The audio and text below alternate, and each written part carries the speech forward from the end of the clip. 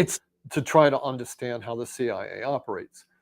You have to read dozens and dozens of books. I mean, it takes years of study to understand how the CIA operates. So it's virtually impossible to explain it in a few minutes. But they do. The CIA is organized in a couple of, in a particular way that allows it to do the things that it does. First of all, it operates outside the laws of the United States. The Congress has given the CIA the right to commit crimes in foreign countries and also not to be prosecuted for those crimes in the United States. So the entire judicial system in the United States has been structured to allow the CIA to do these things. It's not that a lot of people frequently refer to the CIA as somehow being a rogue agency or doing things without approval. But the CIA, everything it does is approved by Congress and the executive and the Supreme Court. It has the complete backing of the three branches of the United States government. No law enforcement branch in the United States, including the FBI, can prosecute the CIA for any crimes that it has committed. So you have to understand what its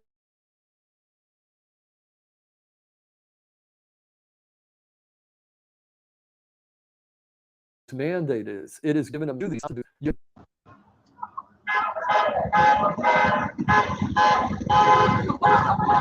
Welcome to the war rally. Can you hear me? Yeah. All right, so we got two cameras set up. We're still setting up the second one, but I'm gonna walk through some of the protests right now, but you can see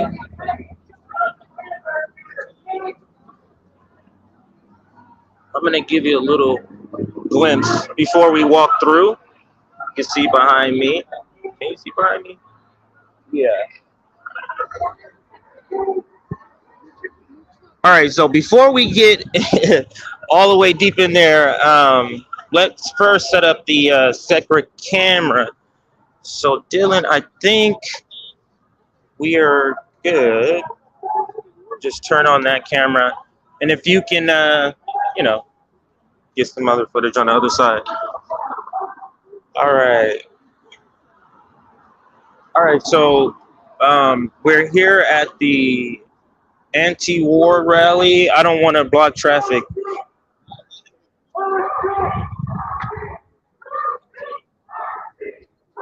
All right, I think I'm just gonna have to go in there. I'm gonna keep the camera pretty close so that you can, to make sure you can hear me.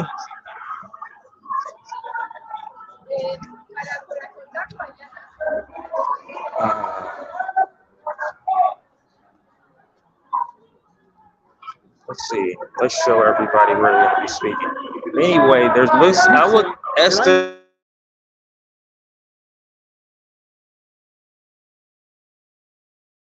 We're gonna start to get a little noisy, so just understand that. It's gonna get a little noisy right here. Now, what do we want? Abolish NATO. What do we want? Now. Okay. What do we want? Abolish NATO. Let me find out where. What do we want? Abolish NATO. When do we want? Make sure that if we don't get it, shut it down. If we don't get it, shut it down.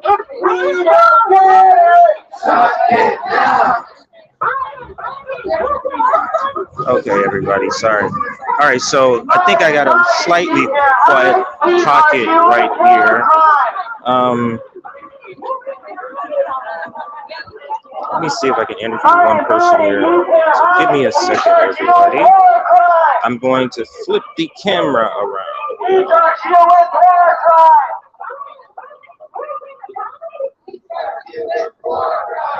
All right, so let's go by. What do you have for me here? Let's see. Who are you with? The Revolution Club. You're with the Revolution Club. Okay, let me tell you who we have before I just put you on camera. So we're Revolutionary Black Network. It's a revolutionary socialist community network. We cover things like this, and this is just one of the protests that we're covering.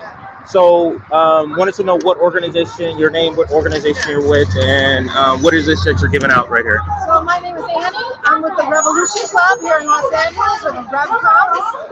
And we're out here today. It's important on the 20th anniversary of the war on Iraq, one of the great crimes against humanity committed by this empire. It matters that people are out in the streets today. But we're also out here to pose a challenge, because the main slogan that people are out here today behind is all people's needs, not the war machine. But that's a fucked up slogan, actually. Because I'll say three things about it briefly. I don't know how long you want to talk to me for. We can keep going as long as you got. I'll say three things about it briefly. Number one, the whole fucking planet is facing the threat of nuclear extinction.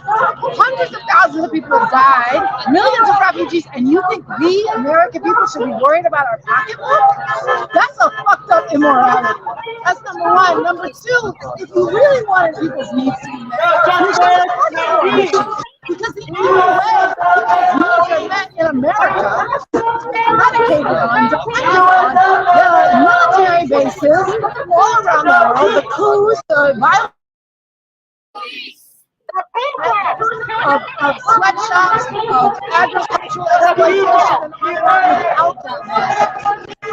And number three, it's all the more criminal at a time when we actually could be getting organized for actual revolution to tear this whole system down and bring a whole different system into being. Getting rid of capitalism and imperialism through an actual overthrow, through a force of millions defeating, dismantling, disarming the violent forces of this system and bringing it to being a radically different state of power. And we're in a rare time where that revolution is more possible because these rulers are split, going at each other in a way that actually brings great danger but great openings for a serious revolution.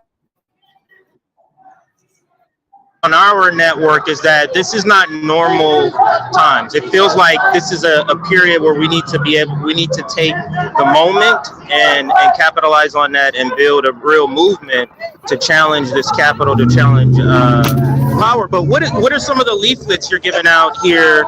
Let me get this big poster you got going there that says no U.S. NATO war with Russia, stop U.S. threats against China. Also, more on the other side, and it says we don't accept their future. It's time to get organized for a real revolution. And let me zoom in on your website. Is revcom.us. Check them out. And is that Twitter? Or is that all your social media at the RevComs? So check them out. What you're saying is really important about this bourgeoisie, these rulers have not been this divided since the civil war. And it could lead, actually, so the revolutionary leader, Abdel-Haq, who we follow, he has argued that we are facing the prospect of something terrible, an all-out fascist America, or something truly emancipating in terms of the potential for their institutions to be broken apart. But that's going to take us getting organized right now, urgently, for a revolution to emancipate all humanity, and that's serious and determined about going up against their forces of violence and repression. And that's what we have a strategy for. Awesome. Well, thank you very much. You're one of the more vocal ones we've seen already. So and there's a lot of them here. So that's why we were attracted to you and make sure we get you on camera. We'll be around. I will say, you asked about our flyer. Yes. We're also calling for protests across the country on April 2nd, here in LA at Hollywood and Vine. Okay. And the fact is, what we're challenging people is these people are willing to risk nuclear war, the possible end to human civilization, in order to maintain the bloody U.S. empire and its position as #1 oppressor in the world. Are you willing to go along and risk the future of humanity for that?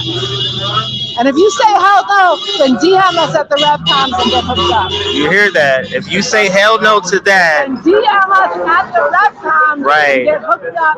You wanted to know how to get involved. This is one of the ways you can get involved in a movement like this. So Make sure you check them out. I'm gonna double back. I'm sure I'll talk to you again. Would you DM us or like a Yes, absolutely. I'll get you the information so you can check out, all this video and everything, our information out. Absolutely.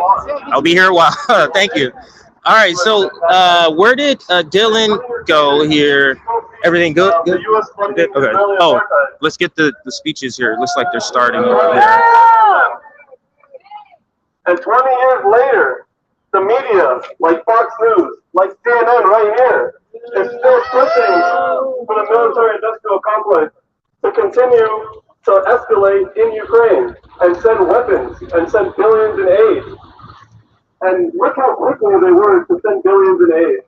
When we have people starving from record inflation, we have a healthcare crisis, we have student debt that's been, taking years of legal battle to get 1 penny of relief. After Biden promised it would be the first thing on his agenda. But look at us now. As soon as it was time for war, we had the money right away. That's right. We had the money right away. So today we're here to call for an end to NATO, which is nothing but a Cold War relic, and antagonizing force that has done nothing but wreak havoc, just like they did in Libya in 2011. And we need to end the sanctions on all these countries and realize that these countries are not the enemy. We do not need to be at war with these countries. There's already a war going on here from the ruling class against working people, against black and brown communities.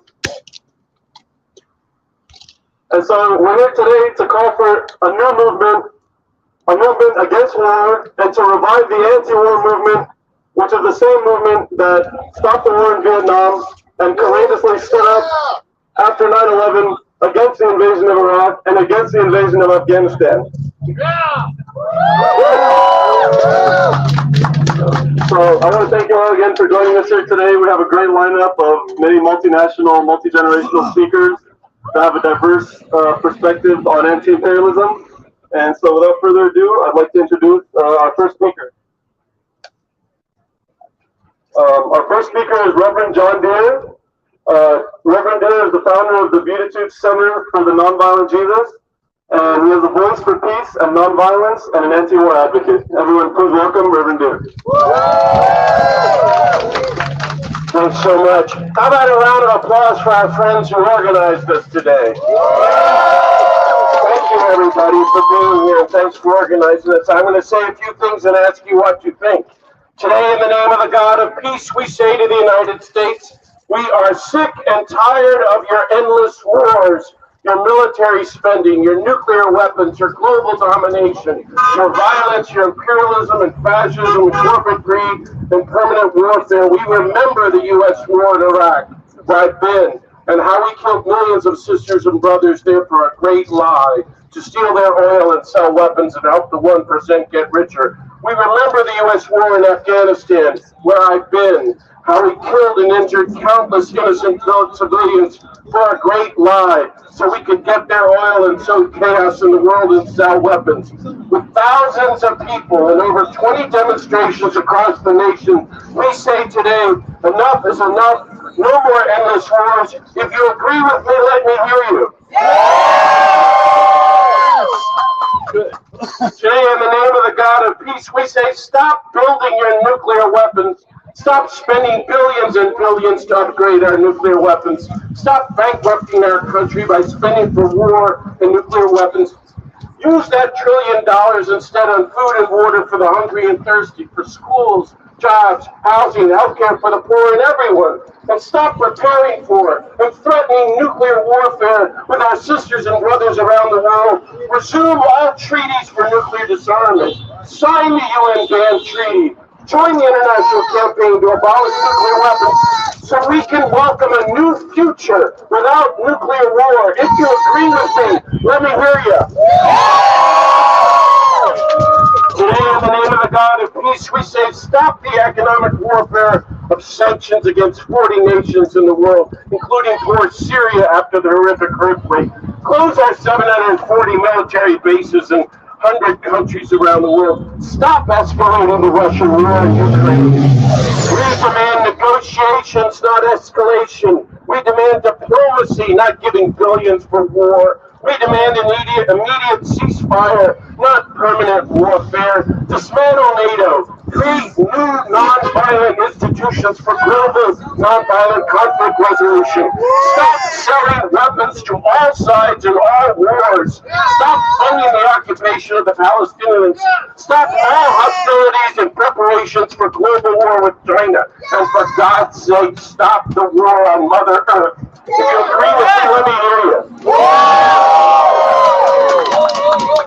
So today we are announcing, like the abolitionists of old, who stood up hundreds of years ago, our ancestors, and said, we are announcing the abolition of slavery and the coming of a new world of equality. As their ancestors, for the rest of our lives, we're going to be standing up and saying, today we are announcing the abolition of war itself and all injustice and the coming of a new world of peace and nonviolence and justice for all creation. If you agree with me, let me hear you. God bless you all. Thank you. God be good.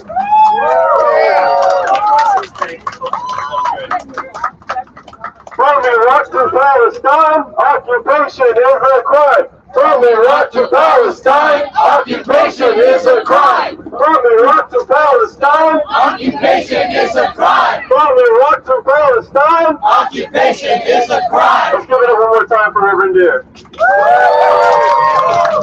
And he's right. We do need to stop funding these endless wars on both sides, and not only just funding wars, but look at the bank bailouts recently. What about the baby formula shortage? Right, we don't have money for baby formula, but as soon as the banks go bankrupt and lose all their money off gambling, speculative spending, we have to pay for it instead of funding our needs. So next up, we'd like to introduce Speaker Leah Dehmohseni. She's the organizer of the Answer Coalition here in LA and an activist. Thank you, Therese. Hi, everyone. My name is Leah Marjan, and I am an organizer with the Answer Coalition. As an Iranian-American who grew up in the wake of rampant Islamophobia, it always felt impossible to witness the horrors that Western imperialism imposes on the international community and not join those who are fighting to end it. The working class of oppressed nations, along with our diaspora brothers and sisters born in exile, understands the immediate threat and unceasing creep of the U.S. war machine. We are told that the U.S. goes to war to protect human rights abroad. We are told that the U.S. fights in defensive wars against enemy states that intend to do us harm. Lies! We know that weapons of mass destruction was a lie that war makers used to invade Iraq 20 years ago. A war that devastated an entire region, killing over 1 million Iraqi people. And we know that the U.S. is not sending billions in weapons to Ukraine to help them protect their democracy. The United States goes to war for one reason, and that is to feed the never-ending appetite for theft and greed to further the geopolitical interest of the ruling class. The U.S. goes to war to extract resources, expand influence, and maintain dominance over nations claiming their sovereignty. The United States in its entire existence has never fought a war for the noble reasons that they claim. Not the Vietnam War, not the Iraq War, not the Gulf War, not the war in Grenada, and not the Korean War. When nations have dared to do anything less than completely subordinate themselves to the desires of U.S. imperialism, the U.S. sets their intricate web of war tactics on that nation. If a nation attempts to nationalize their oil, if a nation attempts to vote against a U.S.-written UN resolution, if a nation trades with the official enemy state of the U.S., America will initiate a war of economic strangulation. Sanctions are war, nothing less. It's not enough that we only ask the U.S. to stop dropping bombs, but that we also demand an end to all forms of warfare, namely economic sanctions. They assure us that they are imposing targeted sanctions as an alternative to war. Sanctions, in a way, are targeted. In fact, they're targeted on the poorest and most vulnerable people in any society. It makes a society unable to access healthy food, clean water, life-saving medicine, and all other essential needs to live a dignified life. Shame. Senior war maker Henry Kissinger said that sanctions' purpose is to make the economy scream. Madeleine Albright once said that the price of 500,000 dead Iraqi children was worth it. Sanctions are war. Our capitalist system needs war. They aim to destabilize, plunder, and carry the riches from the global south back to their yachts and back to their mansions.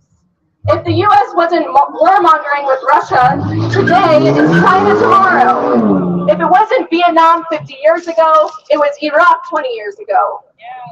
It is not in our interest to demonize our fellow working class from around the globe. It's our duty to shout as loud as we can that they have a right to self-determination. We must end this madness. We must stop sending billions of dollars of weapons abroad while we have shortages of infant food formula and crippling rates of homelessness here at home. We will not fall for the manipulation of racist propaganda to invade and plunder people abroad again. That's right. My ask for you all is this. Join the Answer Coalition, organize in your community, and fight every day for the millions of Iraqis that perish because of the war makers' disgusting and endless lies. We can build a better world together. Thank you. All right, so we're going to say, what do we want? Abolish NATO. When do we want it? Now. What do we want? Abolish NATO. When do we want it? Now. What do we want? Abolish NATO. When do we want it? Now. I said, what do we want? Abolish NATO. When do we want it? Now. And if we don't get it, shut it down. If we don't get it, shut it down. And if we don't get it, shut it down. And if we don't get it, shut it down. Woo! One more time. Let's give it up for Leah with the Answer Coalition. Thank you. Our next speaker, I want to bring up Wei Yu, who's Codepink's China is Not Our Enemy campaign coordinator. He was born in Tianjin, China. Wei is an anti-imperialist organizer helping build a movement for global peace. Please help me welcome Wei Yu. Awesome. Thank you so much.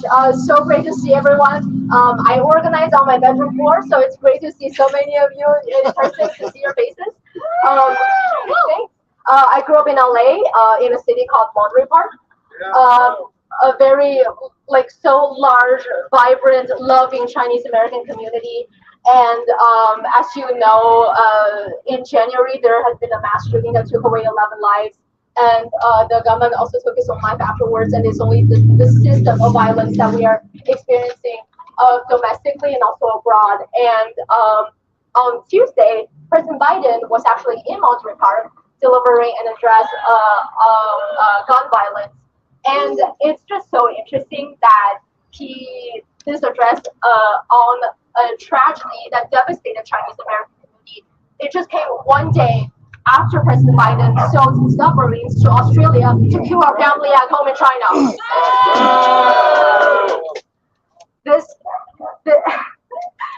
All of this ongoing oppression, random aggression towards China, we see it not just from the militarization of Asia Pacific, we see the manufacture of consent at home too.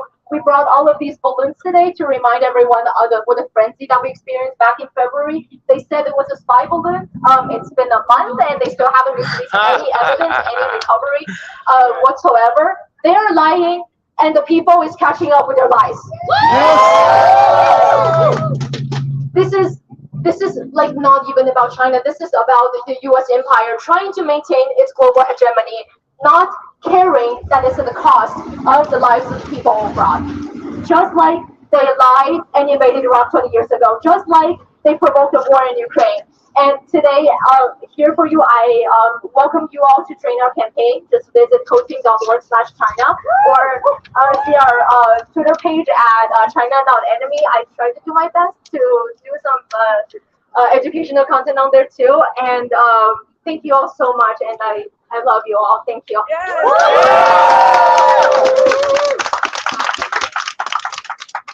All right. So we're going to say, Biden, Biden, can't you see? China's not our enemy. Biden, Biden, can't you see? China's not our enemy. Biden, Biden, can't you see? China's not our enemy. Biden, Biden, can't you see? China's not our enemy. Yeah, Biden, Biden, can't you see? China's not our enemy. Woo! All right, next, I want you to help me bring up Todd, who's a UCLA grad student and UAW union leader. Please help me welcome Todd. Thank y'all so much for coming out. I'm Todd, a graduate student research at UCLA and proud member of the Union of Academic Student Employees. As a researcher in the physical sciences, I want to speak about the increasing influence of the defense industry in our university system. Lockheed Martin, the biggest weapons manufacturer in the country, has formal partnerships with universities across the country. Partnerships designed for recruiting vulnerable students into its ranks. And every day the university to defense pipeline grows. It reaches from our public institutions, and it preys on our most vulnerable students. Lockheed Martin gives out scholarships, internships, and loan repayment options to steal our community's young, bright minds at a time when they're most vulnerable, as tuition and student debt skyrocket to all-time highs. The student loan debt of Black people is nearly 50% more than that of whites. That's $13,000 more on average. The military has a long history of targeting majority Black high schools and HBCUs, turning students to soldiers, whether they're on the ground or in the lab. And while the American family was at its weakest in recent years, 1 year into the pandemic, Lockheed Martin amped up this recruitment, reporting a 300% increase in offers and a 400% increase in job acceptances compared to the pre-pandemic years. Lockheed Martin is a parasite. That's right. In 2020, federal funding to Lockheed Martin surpassed that of the U.S. Department of Education. For graduate education and research, the slashing of state funds have led universities to rely on partnerships with corporations such as Lockheed Martin, Northrop Grumman, and Boeing. Graduate research, university research, science today in this country is subsidized by weapons contractors. But we cannot stop there. We cannot forget the working class people that die for the profits of the ultra-rich. Those that die in the course of America's rabid obsession for securing foreign markets with its military force. As we stand here in front of the CNN building, we remember their complicity in the invasion of Iraq. The promotion of a war which killed 1 million innocent Iraqis and pitted the working classes against each other. They sold that war. The very same war they were selling with us, with war with Russia and war with China. So let's not forget who our real enemy is. Our enemy is the system of exploitation of endless wars. Let me be clear. When I say war, I'm referring to the inevitable product of capitalism. When I say capitalism, I'm referring to the war economy. War and capitalism are inseparable. One cannot survive without the other. And we cannot continue to be led astray by the mouthpieces of the ultra-rich. Today, we, the working class, when we say no to war, we say no to capitalism.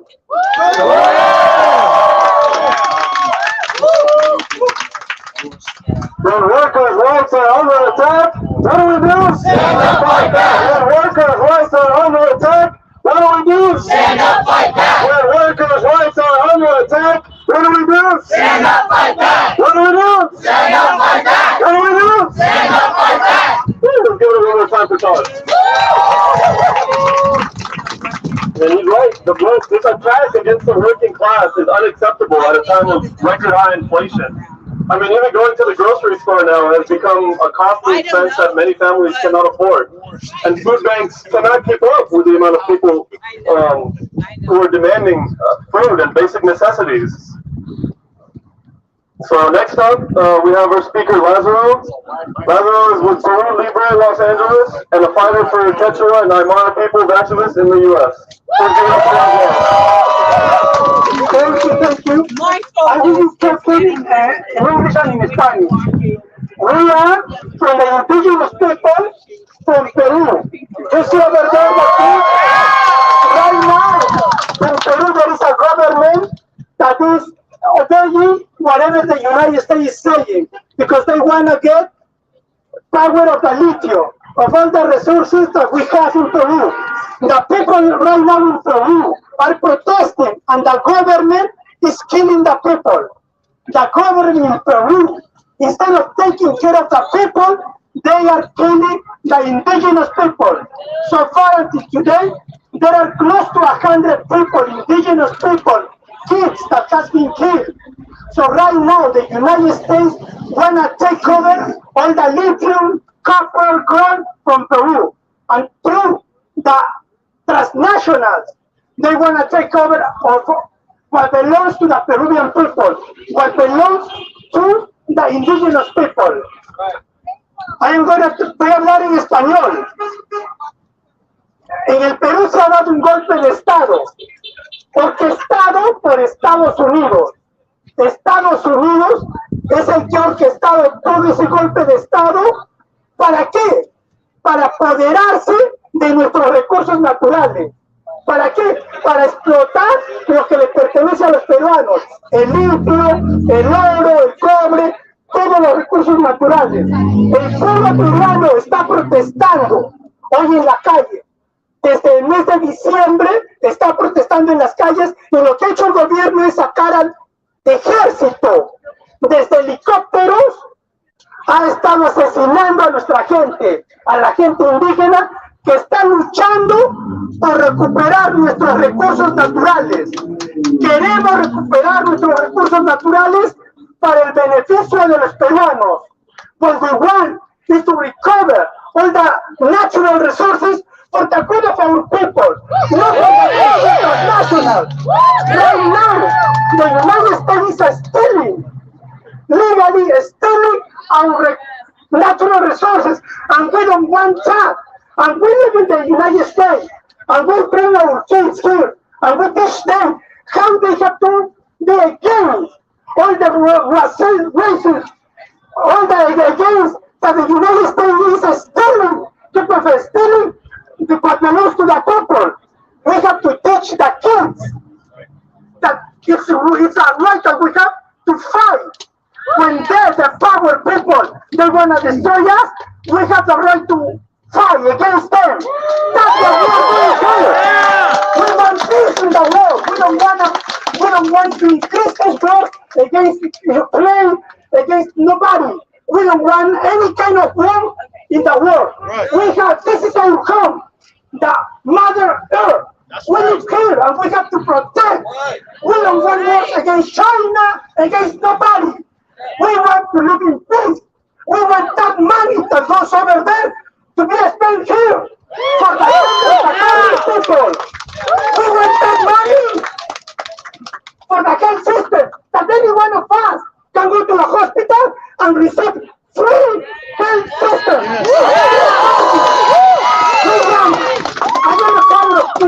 I want to be able to my kids send their kids to the university with a free education, no money. We don't want, it has to be free. The education has to be free. The health system has to be free. We don't want to live, we don't want to see people sleeping in the street. We are human beings. We need to protect and defend ourselves. Thank you so much, and thank you for being here. And the next time, I know we are going to be double and triple of people defending for peace, fighting for peace in the world. Thank you very much.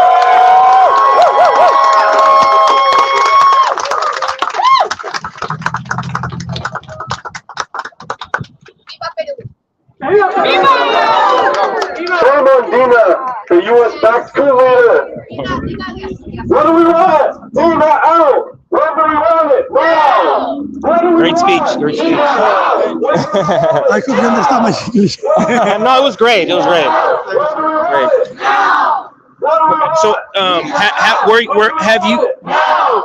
You was talking about what was happening in Peru. Yeah. Have you been down there? Yes, I've been there. My family is over there. I have a lot of family there. And basically all the people are fighting against this government, the government of Peru. And the government of Peru doesn't care about what the people want. They just want to sign new contracts with the transnationals for 30, 40 years more. And the people, they say, no, enough is enough. We want the resources to be for the good of our kids. Right. We want to industrialize the country instead of taking all the minerals to the United States, to Canada, to China. We want all those resources to stay in Peru. We have to give the extra value over there for all the minerals that we have over there. The people where the mines are really poor. They don't have internet, they don't have light, they don't have access to water. It's critical. So just on the capital of Peru is where all the money goes there, and the people in the capital live good, they live well. But the people on the towns where the mines are, they are living on a totally poverty. And how, what are their hours? Like, how long are they working? Like sun up to sundown? Like how long? Totally. The thing is that the transnationals are taking out everything, all the resources. They don't produce it in Peru. And they ship it on big ship. They take it to Canada, to China, to the United States, everything. And they over there, they produce whatever they have to produce. But what the people want is that we have to remove all the resources from the subfloor, and we have to have factories there to produce copper, all kind of copper pipes or whatever we need to produce. But right now the government is letting these transnationals to take out everything outside, and they don't pay enough taxes. They pay, let's say, from every $100, they just pay $18 to the country, and $82 they take it. They profit 82%, and we don't want off your natural resources exactly. in Peru. Yeah. And what we want is to be the opposite: 82% for the Peruvian people, and 18% if you want. How about nothing? How about nothing for them? It's $5, not 18. Like it's $5. Let's say 18, 20. But see how you're willing to be reasonable. Exactly. But they're not reasonable. They are stealing. That's why they are making a lot of money legally, but they are stealing money because that money belongs to the Peruvian people. That's why in Peru we don't have a school, we don't have health system, we don't have. You don't have a schools? Like the people that lives in the they don't on the main city, they have good schools, some cities, but wherever is the Andes or the jungle, forget it. Right now they don't have schools, they don't have internet, they don't have chairs for the students. It's critical. It's really, really critical. And the school doesn't have water, doesn't have electricity. So what can we do here what can we do here to in the help? States or worldwide? What we have to protest is against the human rights violations that is happening there. In Peru, the government doesn't care about. They don't care about what the people say because the justice system is with them. We have to get justice international, not in Peru. The more we talk here, the more we spread. More people have to know, understand. Yeah. I'll let you. I know you've been speaking a lot. I'll let you rest your voice, and I'll circle back and speak to you some more because this is something. We're part of the Revolutionary Blackout Network. We cover this a lot on our channel, so this is something very important that we want to get the word out. We want the world to speak up. Right. To get more interested in what's going on in Peru. The people has to know that the government is killing the indigenous people. 99% of the people that has been killed is indigenous. Most of them don't speak Spanish. That is the they speak the indigenous language. Quechua is the native language. So basically, we want the world to speak up. And those people, they can't. Who are they gonna complain to? Because they don't even. But the justice in Peru They don't listen. That's why we are talking, we are doing protests like this. And over there, if you go to see it, you will see the picture of the people that has been killed in Peru. Oh yeah, I'm gonna go over and see the wall. Yeah, you got the wall, and This happened, those kills people were in December. By now it's more, way more. So the government took out the army with helicopters. They start shooting the people. There are more than 1,000 injured with bullets. Close to 100 people that died by the army of the Peruvian army. It was not the police, no, the army. They are moving the helicopters, the tanks, everything to the streets. But the people keep on struggling, keep on fighting. We don't give up. They don't give up, we don't give up.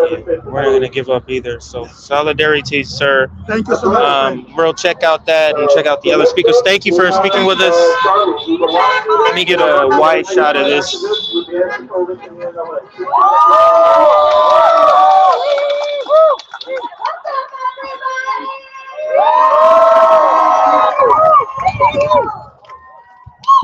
Here we stand 20 years later as the U.S. continues its long history of imperialist violence around the world. So I want to take us by Women, children, and families in the Middle East. the U.S. has banned it's pictures of people. So I'm just walking you down the line of the protest. But right here, this is what the gentleman from Peru was speaking about. I hope you can hear me. They have these here of the people that have been killed. So for example, you see this young man here. And then it's a long row. As you can see, it's a long row of the people that have been killed.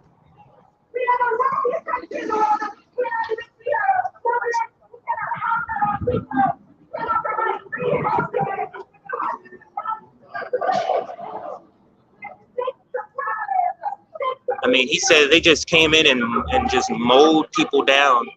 And most of them are indigenous, so indigenous, as if you can be indigenous on top of indigenous, that they don't even speak Spanish. They speak the native language. I can't, he said Sachacoan or something like that, how you pronounce it. Yes, sir. Oh, absolutely. Yeah, absolutely. Absolutely, absolutely. And we'll get you on camera. Can we get you on camera? Or no? That's fine. We can get the picture and that's cool. Yeah. Where we go? So, yeah, give me like 5 minutes, sir. Somebody wants to talk to RBN, so we'll talk to him. So no pictures, but we still want the names there and showing everyone. Yes. This is he's 19 years old. And the previous one was 15 years old. It's 21. Oh, yeah. One's 22.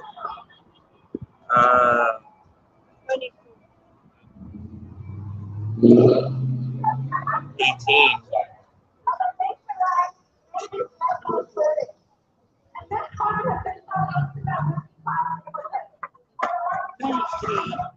I hope everybody there can see their names. 17 years old.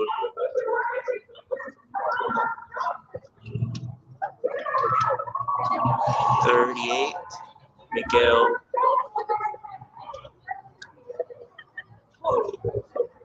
This is a recent. 15 years old.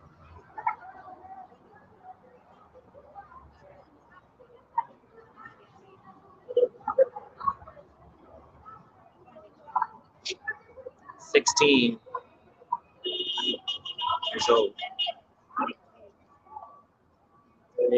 45. 45 years old. 25. 21. 21. 55. 5 years old. 20. 20. 22. 22 years old. 22. 23. 23. Yeah. And you brought these ones? The Peruvian, everybody Peruvian. Uno. Okay. Yes. All right. Well, thank you so much for showing me Thank you.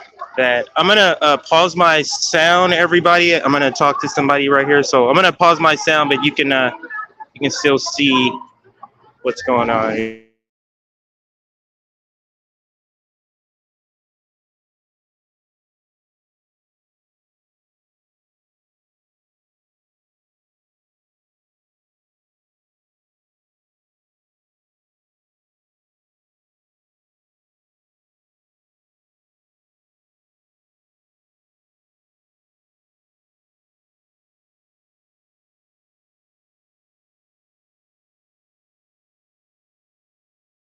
Very much. Go ahead.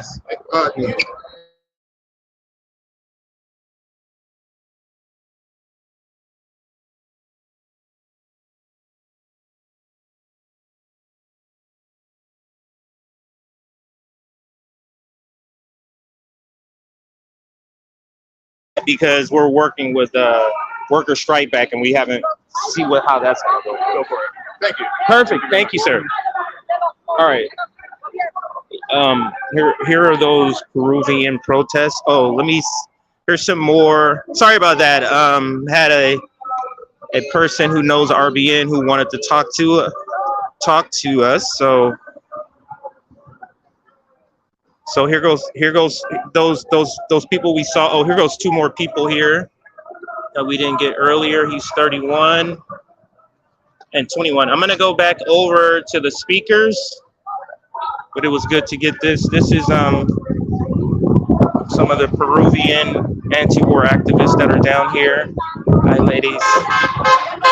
Sorry. Oh, they're blowing at the anti-war. Oops, sorry.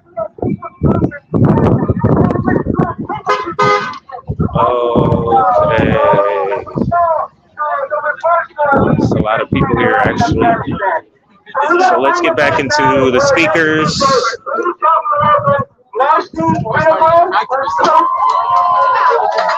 I can pick that up. Marcy, Winograd is Codepink's Peaceful Ukraine Coalition co-chair, author, and longtime anti-war activist.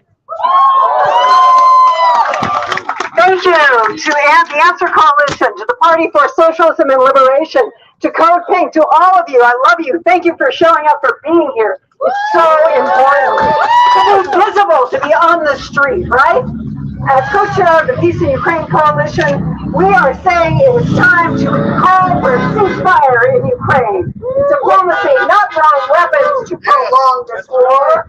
The United States has spent over $115 billion on this war. At least half of that for weapons and military training. What Shany said about baby formula, searching for it, the shortage, that really resonated. I came down from Santa Barbara, and on my way down the coast, I looked for every CVS pharmacy because my daughter is desperate for baby formula. This is the life we are living. This is insane, right? And here we are hurling money to prolong a proxy war between the United States and Russia. There are 2 main fictions that I like to talk about when I discuss this with other people. And the first fiction is that this war was unprovoked. Yeah. We know that's a lie, right? Yes! Yeah. The U.S. promised not to expand NATO, a hostile military alliance that targets Russia in nuclear strikes. We promised not to expand that at the dissolution of the Soviet Union back in the 1990s, right? Yeah. It went from 12 countries to 30 countries surrounding Russia. How else did we provoke this war? Oh, there was a coup in 2014. We spent, the United States, $5 billion to foment the overthrow of a democratically elected president in Ukraine, right? Right. Following that, we said, You must take back Crimea, which Russia reunited with following the coup. This is the home of ethnic Russians. This is the base of Russia's naval fleet. Since then, there was a 2015 peace accord. What did we do? We armed Ukraine to fuel a civil war in the east between white nationalists and ethnic Russians. We have provoked this every step of the way, including walking away from 3 arms control treaties, 1 under Bush, 2 under Trump, as well as installing missile bases in Romania and Poland. Oh, these are supposed to be anti-ballistic missile bases, defensive. We know there's no such thing as a defensive weapon. These can easily be outfitted for a first use of nuclear weapons. Listen, this is the moment that we have to be as vigilant as possible to stop this proxy war, because everybody worries about who. I worry about our country, our government.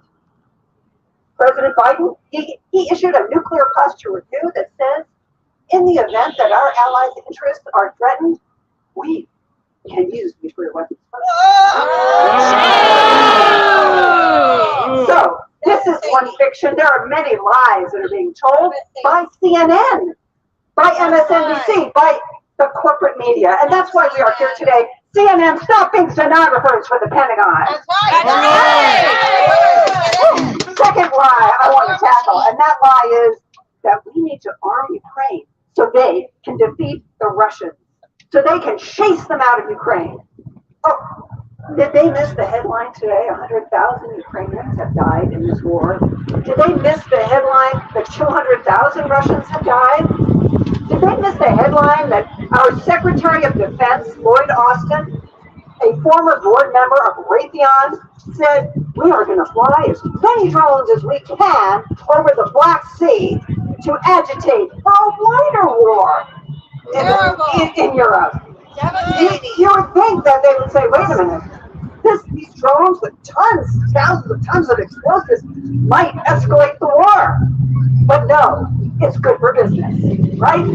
So I'm going to wrap it up for many more lives. We've got to keep tackling them and talking to people and say, ultimately, we've got to shut down our universities. Ultimately, we've got to shut down our schools. We've got to shut down the Port of Los Angeles and say, we are not up for World War III. Thank you.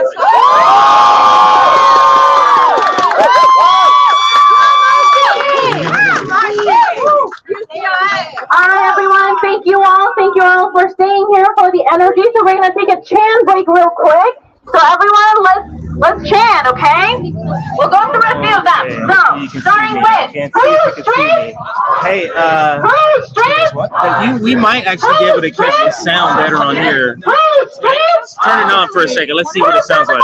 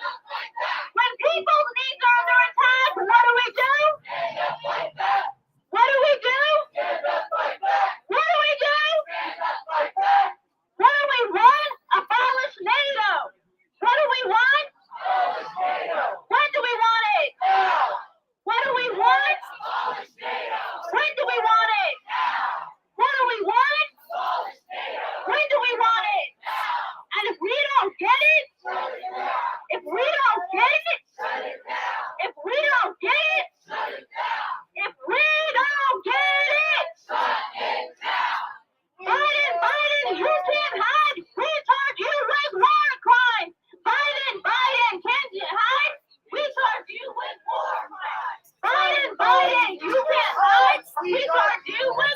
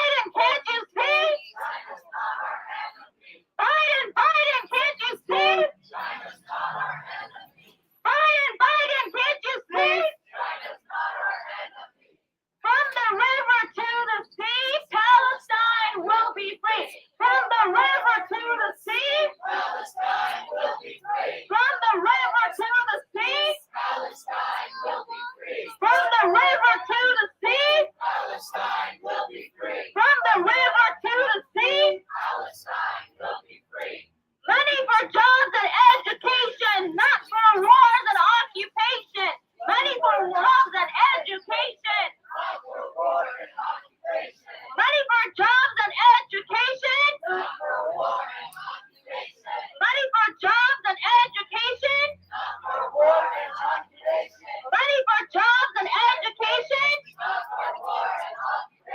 Money for jobs and education. No justice, no peace.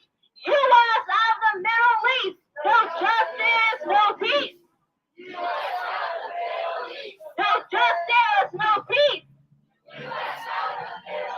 No justice, no peace. No justice, no peace. U.S. of the Middle East. No justice, no peace. U.S. of the Middle East. Hey, hey, ho, ho. Deadly sanctions got to go. Hey, hey, ho, ho. Deadly sanctions got to go. Hey, hey, ho, ho. Deadly sanctions got to go. Hey, hey, ho, ho. Deadly sanctions got to go. Hey, hey, ho, ho. Deadly sanctions got to go. All right, we'll try the new one now. No war, no sanctions, no U.S. intervention. We, the people, want self-determination. No war, no sanctions, no U.S. intervention.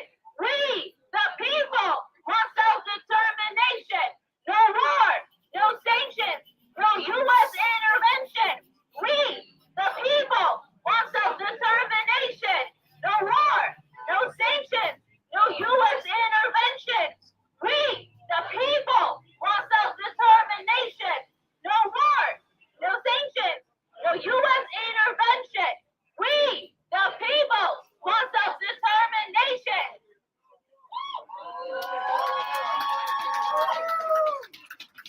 Get up, get down. There's an anti-war movement in town. Get up, get down. Get up, get down. Get up, get down. Whose streets? Whose streets? Whose streets?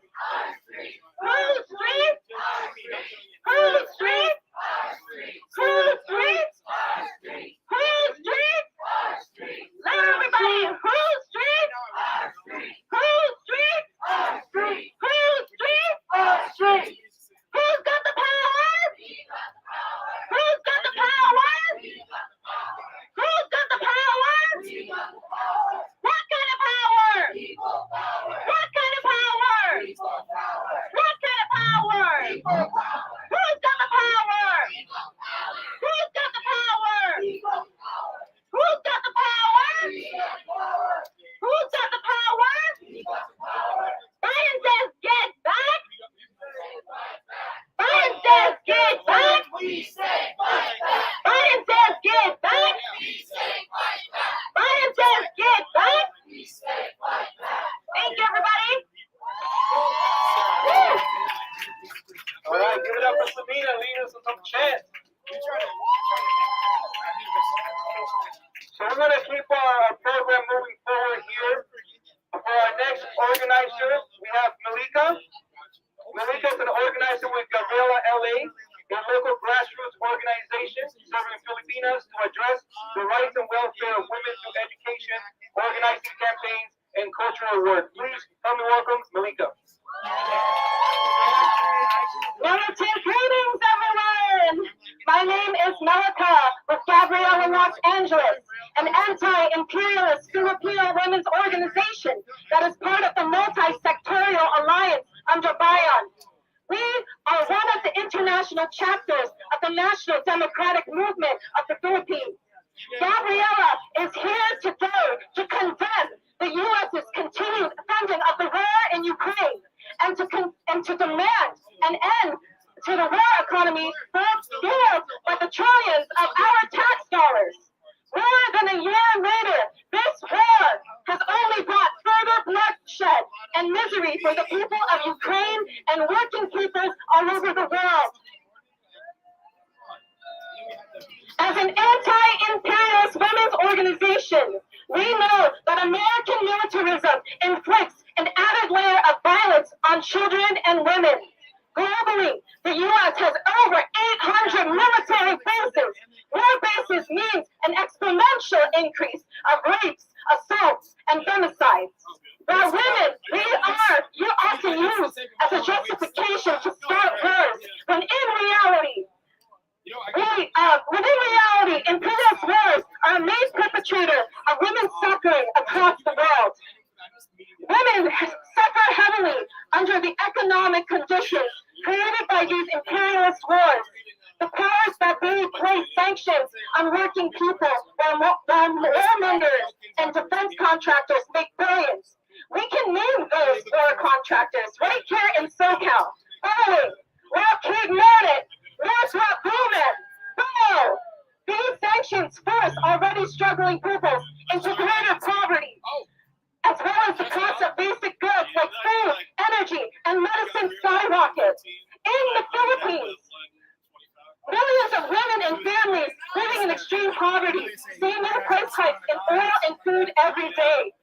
This is a direct result of the imperialist war and a stark example illustrating the economic crisis. 2 pounds of onions now cost $11 when people are already struggling to survive. Much like the Ukrainian people, we have seen our own country made a pawn in the U.S.'s imperialist wars abroad. Just last month, the Philippine government, led by the U.S.-backed dictator Bongbong Marcos, expanded U.S. military access to 4 of its bases as part of its ever-heightening war of aggression against China. Over 12,000 U.S. troops will be sent to the Philippines to conduct joint military exercises within the next few weeks. Women and working peoples across the world do not need more militarization. We need access to health care, food security, education, and fair wages.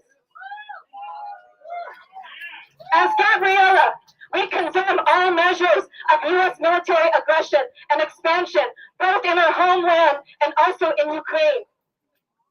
Working class women have always played a key role in fighting against imperialist wars.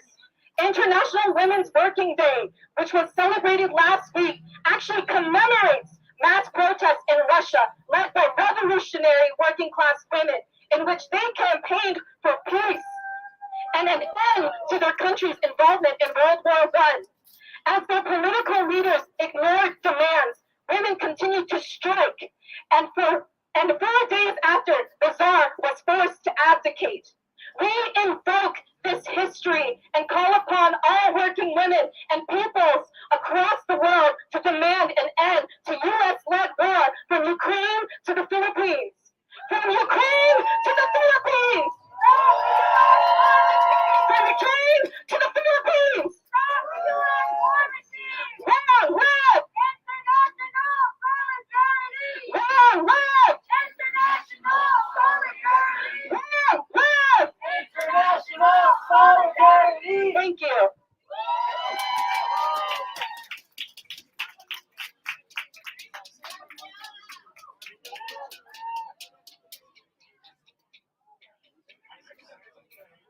We're going to do a new chant here. No justice, no peace. U.S. out the Philippines, no justice, no peace. U.S. out of the Philippines, no justice, no peace. U.S. out of the Philippines, no justice, no peace. U.S. out of the Philippines. Let's give it one more time for Melyka. And she's right, the recent U.S. bases that are going to be built in the Philippines are nothing but an extension of U.S. imperialism. But that doesn't make the headlines. CNN doesn't print that. They don't talk about how we're encircling China by putting more bases there, by funding more weapons to Taiwan, and escalating the conflict there as well. All they talk about is a balloon.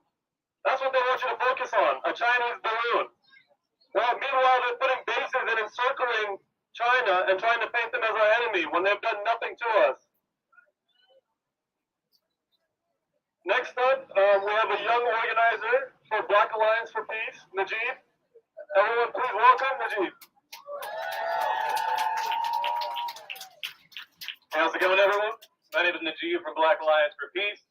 Black Alliance for Peace is an anti-imperialist, anti-war, internationalist organization that aims to link the militarism that we see abroad, the militarism that is affecting us all in our home. We're all here for the same reason. We see gas go up every month. I just got a notice on my door that my rent is going up. We see our bills going up. Meanwhile, every time we turn on the news, we see hundreds of billions of dollars going to wars abroad that do nothing to benefit us. The U.S. and this isn't new. This is what the U.S. has been doing. This is what capitalism has been doing.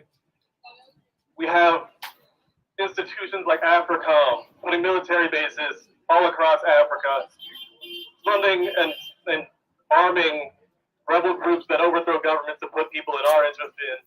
We do the same thing in the Caribbean with CARICOM. We do the same thing in the Indo-Pacific region with Pacificom, affecting people like in the Philippines, like Bayan was talking about. And institutions like this, like CNN, will have you believe that it's in our interest, whatever's in their interest is in our interest. That it's in our interest to send hundreds of billions of dollars of weapons to Ukraine. That it's in our interest to have them fight a war to the last Ukrainian and inch towards World War III. That it's in our interest to heighten militarism towards China. But that does nothing to benefit us. We have things we need and this does not do anything for us. And that's especially important here in LA. We live in a very big part of the military-industrial complex. We have Rand Corporation in Santa Monica. We have north of Grumman and Raytheon and Palmdale and here. Yeah. And those are the guys that are making the money off of this. These are the guys that are benefiting off of this while we all suffer. Yeah. Sorry, I'm listening to this man. Hell yeah. But yeah, and the U.S. also has programs like the 1033 program, in which police forces get surplus military equipment. We have police helicopters flying over our neighborhoods, lower than federal regulations. There's a direct link between the militarism that you see abroad, things they do. They train them over here, and they do the same tactics to us. We have LAPD police officers training in Israel. Yeah. So at Black Alliance for Peace, we want to declare the Americas a zone of peace. And when we say peace, we don't mean the absence of conflict. If that's what we meant, we wouldn't be here fighting today. What we mean is peace is a struggle towards the liberation from colonialism, from imperialism, from patriarchy, from white supremacy. And the way that we do that is we organize. We do things like this, and we fight towards the future that we want to see, the future that we want to be a part of. Yeah, thank you all for listening to me. Thank you all for listening to me. Again, my name is Najim from Black Alliance for Peace. If you'd like to, we have a sign-in sheet over there as well as some materials where you can learn more. And we have a saying at Black Alliance for Peace, it's no compromise, no retreat. So when I say no compromise, I want you to give me the no retreat. No compromise, No retreat. no compromise, No retreat. no compromise. No retreat. All right, thank you, everyone. Have a great day. Let's give it up for the team, everybody. All right, we're gonna try a new chain here. No more drones, no more bombs. U.S. disband AFRICOM. No more drones, no more bombs. U.S. disband AFRICOM. No more drones, no more bombs. U.S. disband AFRICOM. No more drones, no more bombs. U.S. disband AFRICOM. No. Where do you get that shirt from?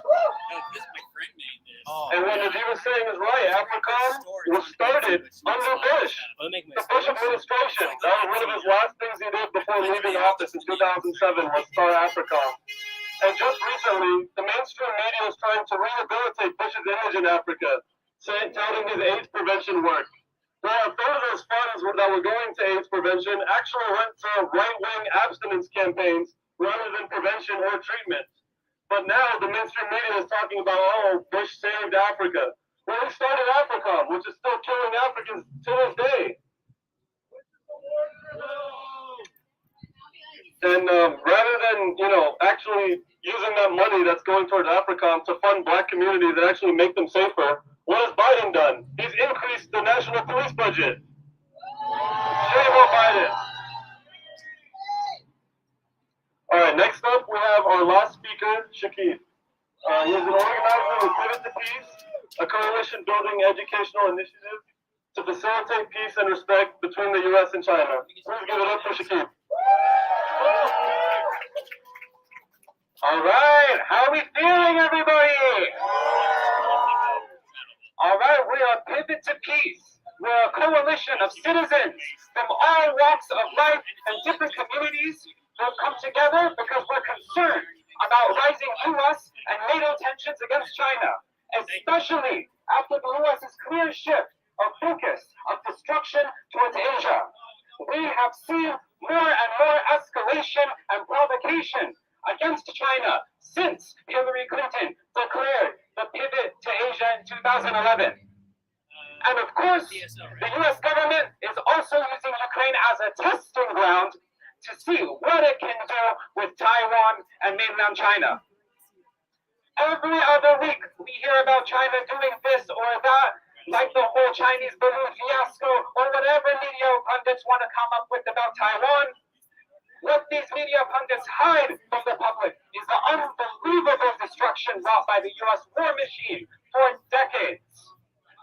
When this government sanctions another country, when it bombs another country, or sends weapons to fight a proxy war in another country, without a doubt, it hurts and kills the women and children of that country the most.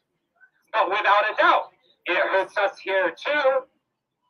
And not just because war escalates, and escalation between nuclear powers like Russia, like China, is playing with our annihilation, but even now, war abroad corrupts our nation.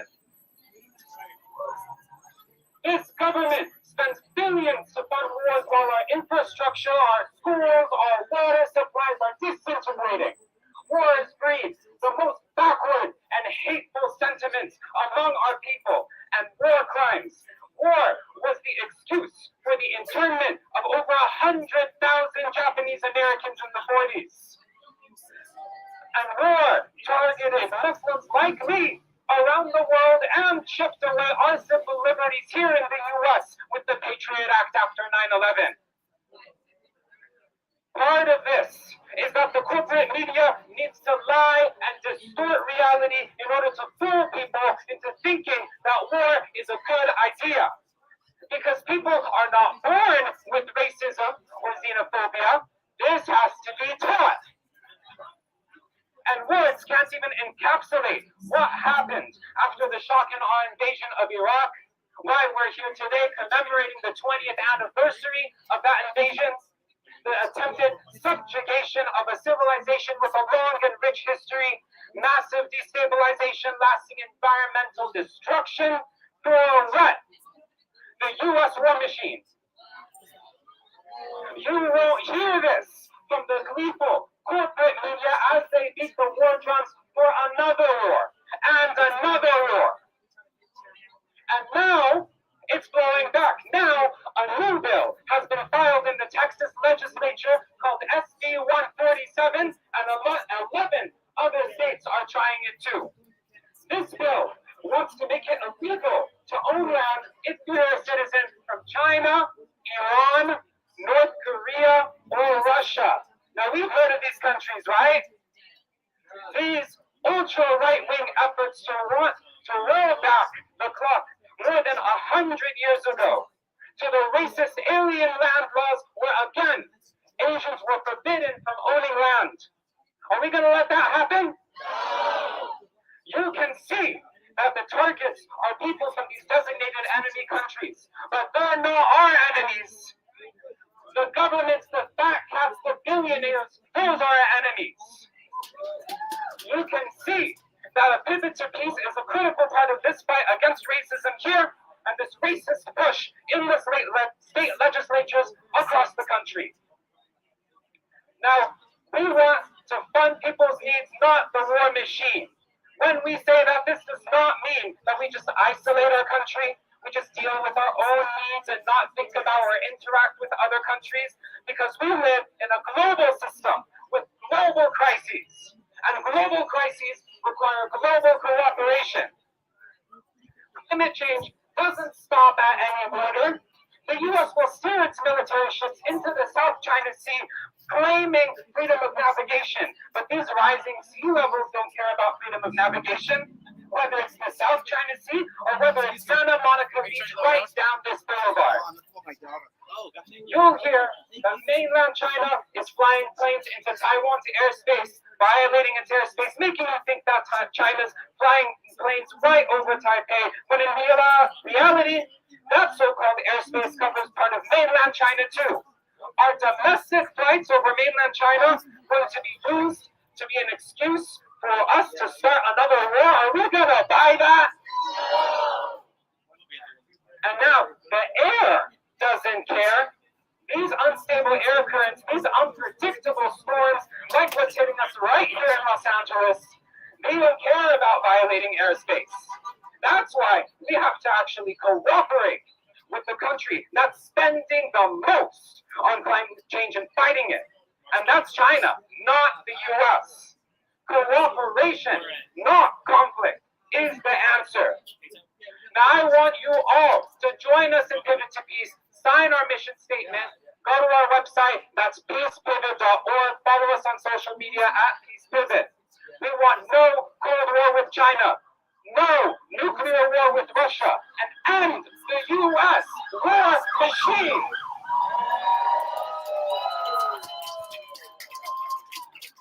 Thank you. Yeah, thank you, Chakib. Thank you, Pivot to Peace. Thank you, all the organizers and attendees today.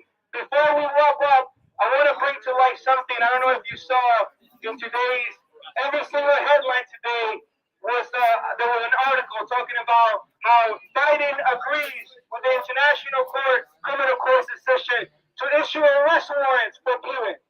You know, and if you remember, at the start of the Ukraine conflict, he went on the news and said, Putin, who in the Lord's name do you think you are for invading and violating international law and for violating the sovereignty of a country? Well, we have a question for Biden in the U.S. Who in the Lord's name do you think you are for invading Iraq, for invading Afghanistan, for invading and intervening in Libya, and so on? Right? Where are the arrest warrants for Bill Clinton? Is war in Yugoslavia, right? And Haiti, right? Where are the arrest warrants for Bush, Cheney, Roosevelt, for Iraq and Afghanistan? Where are the arrest warrants for Obama and Biden for Somalia, for Afghanistan once again, and for Libya and Syria, right? There isn't none, right? It wasn't Russian planes that carpet bombed Yugoslavia in the late 90s. It wasn't Russian Marines that invaded and stormed Afghanistan and Iraq, right? It wasn't Russian drones that assassinated civilians in the Middle East. Was it? No, it wasn't. There were U.S. and NATO imperialism at every step of the way, right? So we know that U.S. and NATO imperialism has always been the biggest purveyor of violence and destruction against the people of the world. So what are we going to do? Abolish? Abolish? Abolish? All right, y'all. That concludes our program for today. But before we do, we want to go ahead and thank again our endorser, our speakers, Codepink, Black Alliance for Peace, SoCal, the Party for Socialism and Liberation, Gabriela, LA, Pivot to Peace, the Beatitudes Centers for the Nonviolent Juices, and Peru Libre. And those who couldn't join us today but continue to build the anti-war movement, Black Lives Matter LA, KMB for People Youth, and allow the Palestinian Right to Return Coalition. And now, today's program is over. Is this it? Are we going to stop right here? No, that's right. We need to put ourselves once again on the eve of the storm. We're on the out of the storm. This is 2001 all over again. We need to rebuild the majestic, the historic anti-war movement in the United States that brought Washington from LA to Washington to its knees. Are we going to do it? Are we ready to fight? Are we ready to struggle? Are we ready to end these racist wars? All right. So before you leave today, please, do not forget to sign up for our table so you can receive future actions and events. We have a table over here with Emily. You can raise your hand. Please sign up. Check out the literature that we have and continue the struggle on. We're gonna end today with some chants.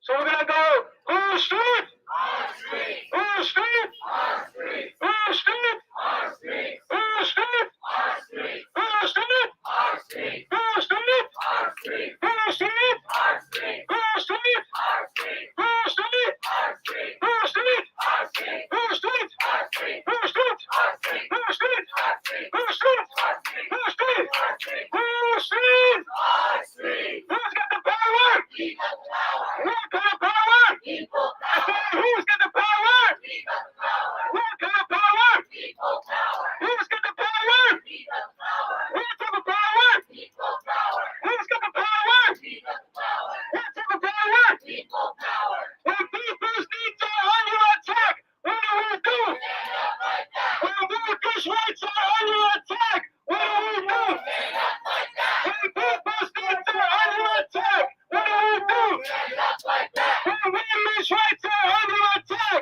what do we do? See abroad to the conditions that are affecting us here. Okay, and how did you get involved with the Black Alliance for Peace?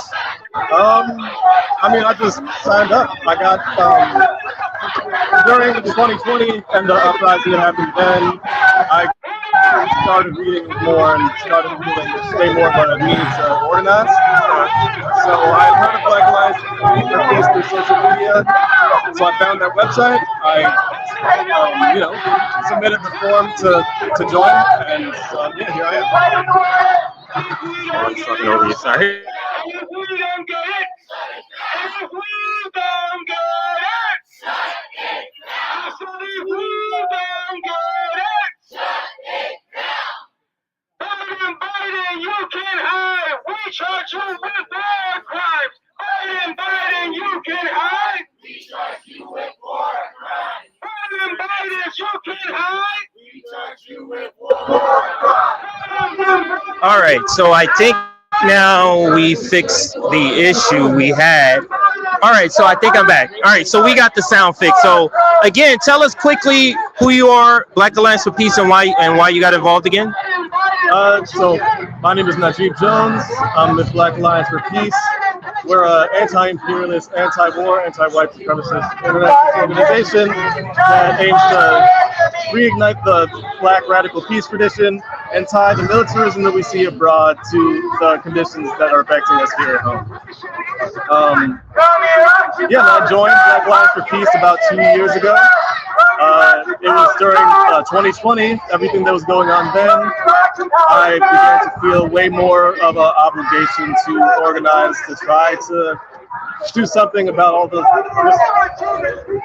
the craziness that was going on at that time. It persists even now, even that it feels more peaceful, you know. And but what other things? I know that you're here at this rally. What are some of the other things, like for somebody that's in LA that want to participate with Black Alliance for Peace? What are some of the other things like the organization does? Any other participation in any other sort of events, seminars? Like what other things do you do? So Black Alliance for Peace does a lot of seminars, like the national body does a lot of like webinars that are pretty accessible if you're on our mailing list. Within LA, Black Alliance for Peace does actions like this with other organizations, but we also are doing a movie night Thursday, March 30th at the Harriet Tubman Center in Mid-City. We're trying to make that a recurring thing. We're gonna have food, and we just want to bring the community in to, everyone loves movies. We're trying to watch movies that can engage a discussion on, again, just the conditions that we see.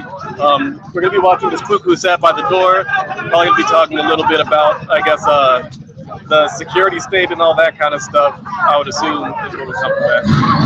Is this your booth or something? I saw you standing around. Is this your? Yeah, this is What kind of stuff do you have here? The Black Alliance for Peace booth. So we have a sign-in sheet. Okay, you got like a sign-in sheet here. And then this is the movie night you were telling me about. Yeah, this is the movie night. I actually might take this. Please, I'm in LA, so I might do this. So let me take one of those, and I'm gonna sign in too. All right, so Black Alliance for Unity. What did you say? Oh, I'm sorry. Oh, principles. Got you. We actually have interviewed Margaret Kimberly several times about So we've interviewed her. Let me get you on camera while I'm talking. We've interviewed Margaret Kimberly several times. So we know a lot about Black Alliance for Peace. Almost flew out to Washington to do that one over there, but I was like, nah, I want to support locally, get to meet some of the local people since we're going to be doing work out here too. But who are some of the people? Do you have anyone else in your organization that's here? This is Chris. I don't have to talk to him. Just kind of introduce him. And that's John Parker. He's in Black Alliance for Peace, and also he runs the Harriet Tubman Center for Social Justice. Oh, right on. Black Alliance for Peace does a lot of the events that we do. Okay, that's good to know. Yeah. That's good to know. Right on, brother. Well, thanks for the interview. Do want to get involved. I'm going to sign that sign-in sheet. Actually, let me see if I can do it right now. So everybody hang tight while I sign in with the Black Alliance for Peace here.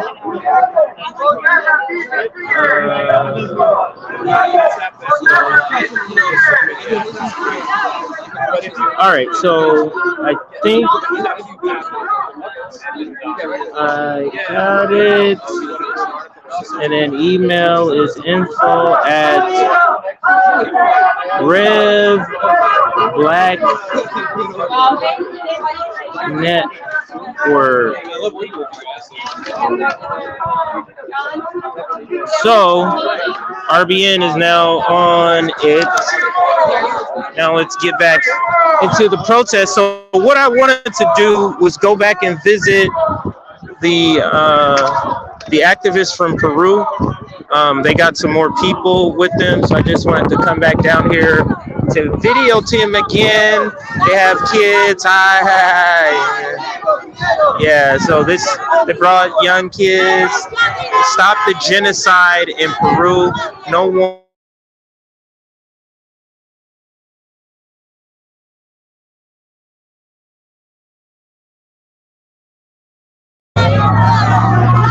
Okay, there we go. Now it's working. All right, sorry. It looks like it glitched out for a second, but now it's working. So, and then Wall of Death here. Somebody mentioned all of the people who have passed on, or was killed, not passed on, killed. And I think the youngest, I see 16. I saw a 15-year-old.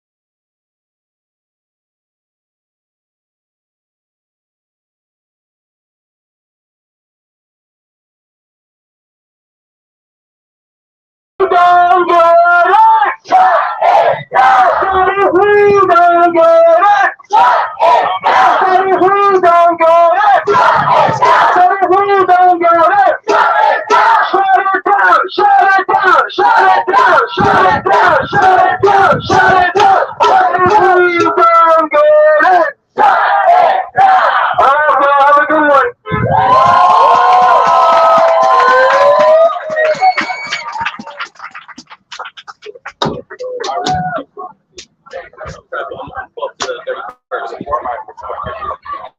Let me close the show. I'm gonna open this back up and close the show. I got another. We're trying to network. So That good. All right. I found a few different events. All right. So somebody call me. What's up, man? Yo, you guys the best. You inspire us, man. Absolutely, sir. What's your name? Oh, Chris. Chris. What's up, Chris? What's up, man? Jay. In real life, you just go by Jay. What's up? Nice to meet you. Or in the chat, I go by like Sakudo or some shit. Oh, Sakudo, okay. Yeah. I'm seeing it right now. So what's good, chat? Yeah, you what's good, y'all? Everybody, Working for the world tonight. Yes, sir. So, I'm right here too. So let me enter studio. You got it. Enter the studio. All right, so I'm gonna enter the studio on another camera here. So give me a Go ahead, gather up for a quick picture over there. Gather on the banner. Gather on the banner. All right, so I think you can see me. You want to take this one and kind of get video of something else? Try to mute that. All right, so it looks like they're we're going to like some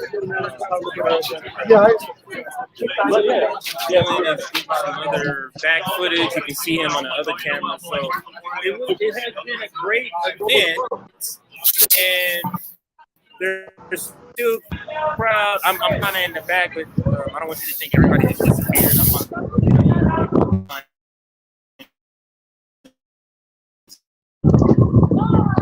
Oh, I can't go too far. No a la guerra. No a la guerra. No a la guerra.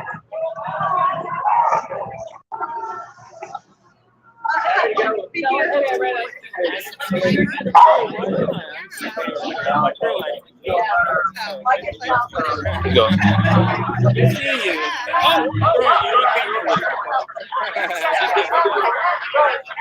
So, man, another subscriber. Excuse me. Awesome. This is great. No war with China. Thank you. All right, so I gotta follow Dylan because Dylan has the Wi-Fi. Oh, Dylan, you got the Wi-Fi. I gotta follow. Yeah, I know. I can't. Yeah, so my bad. All right, So who were we just talking to? I was trying to get a couple more on camera. But I think this is a good place. This is Dylan. Everybody want to know he's out here helping. So we're gonna be signing off now. Thank you for everybody that joined. It's kind of makeshift, but we did what we could do. The audio is always bad or not as good as we want it to be because we don't have that equipment yet. So as we keep doing these things, it'll get better and better. Thank you for watching, and I'm going to sign off, everybody. Let's see, how do I close out?